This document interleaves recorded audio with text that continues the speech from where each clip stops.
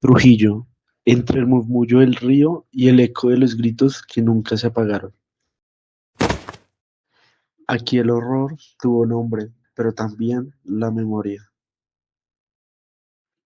Entre 1998 y 1994, Trujillo, un municipio del Valle del Cauca, fue testigo de una de las masacres más atroces y silenciadas del conflicto armado colombiano. Más de 300 personas fueron asesinadas o desaparecidas. Este no fue un conflicto entre la guerrilla y el Estado, fue una persecución sistemática contra líderes sociales religiosos, campesinos y civiles. El terror fue impuesto por una alianza entre narcotraficantes, especialmente del Cártel del Norte del Valle, paramilitares y miembros de la policía y el ejército colombiano. En el documental Trujillo, una tragedia que no cesa, producido por el Centro Nacional de Memoria Histórica, muestra cómo esta violencia fue planeada para eliminar a todo aquel que representara una amenaza al control del territorio. Trujillo pasó de ser un pueblo agrícola a un escenario de terror. Las personas eran señaladas falsamente de colaborar con la guerrilla, torturadas, asesinadas y en muchos casos desaparecidas. Uno de los casos más impactantes fue del sacerdote Tiberio Fernández. Según su hermano José Elías, en el documental ya citado, el padre fue desmembrado mientras aún estaba con vida y arrojado al río Cauca. Tiberio no era un guerrillero, como está más que comprobado, era un defensor del campesinado y crítico del abuso del poder, y esto mismo llevó a su muerte. Su muerte se convirtió en un símbolo del horror de estos años.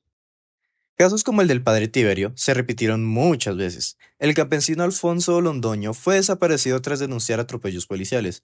El líder social Eliezer Gutiérrez fue asesinado en 1992. Estos hechos están documentados por el colectivo de abogados José Albert Restrepo y por la Comisión de la Verdad.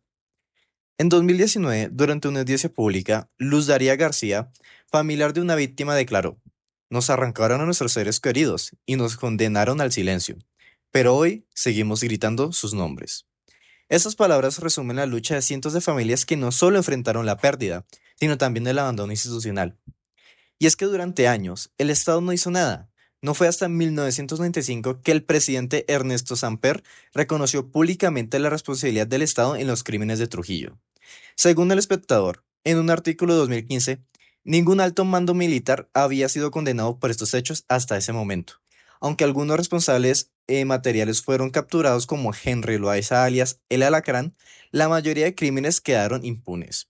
Incluso la Comisión Interamericana de Derechos Humanos intervino en 1996 ante la falta de justicia en Colombia. Los expedientes judiciales archivados se atrasaban por años.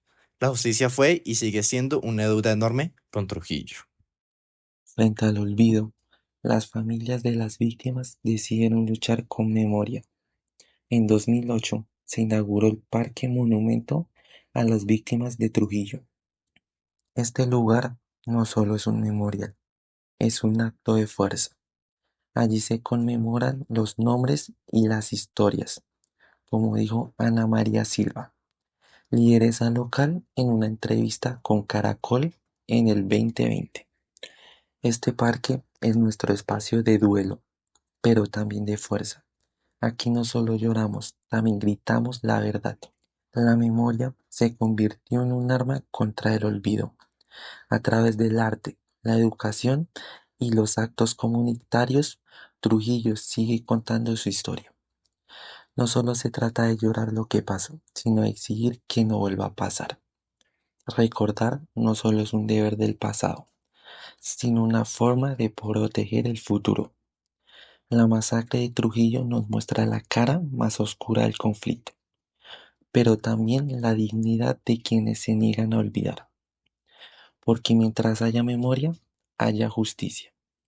Y mientras se pronuncien los nombres de las víctimas, Trujillo no morirá. Fuentes citadas en el guión. Documental Trujillo, una tragedia que no cesa. Centro Nacional de Memoria Histórica en YouTube. El Espectador 2015. Reconocimiento del Estado y falta de justicia. Comisión de la Verdad 2019. Testimonio de Luz Dari García.